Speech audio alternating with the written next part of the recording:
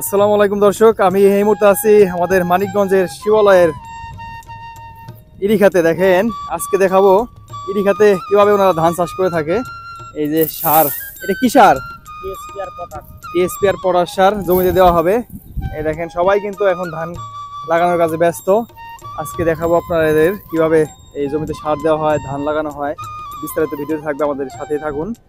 দেখেন, এই যে সবাই কিন্তু ব্যস্ত। এই যে সার এখনই দেওয়া শুরু হয়ে যাবে জমিতে। কোন খাতে দেওয়া হবে?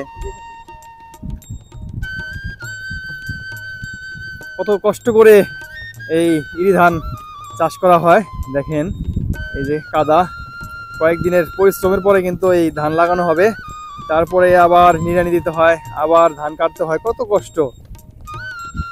শুধু দুমুঠো ঘরে ধানের ভাত খাওয়ার জন্য এত পরিশ্রম।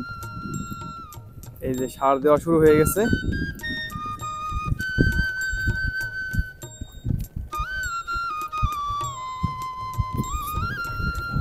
এই যে সার দেওয়ার পরে এখন খাবার খেয়ে নিচ্ছে। দেখেন, এই যে এরকম ড্রেনের পাশে বসে খাবার খাচ্ছে। এই যে আলু ভর্তা, ডিম ভাজি, ডাল দিয়ে আবার খেয়ে কিন্তু কাজ শুরু করবে। এভাবেই কিন্তু সকাল থেকে সন্ধ্যা পর্যন্ত এই ধান খেতে কাজ করতে হয়।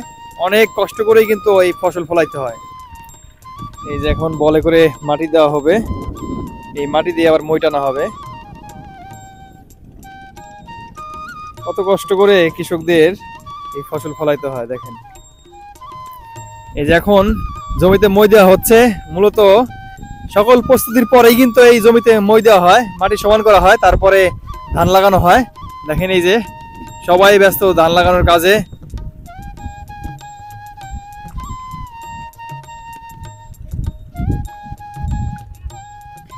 এবছর কয় বিঘা ধান লাগানো হয়েছে? 3 বিঘা। কিরকম খরচ হবে? 20,000 টাকার মতো খরচ হয় প্রতি বিঘা ধান লাগানো।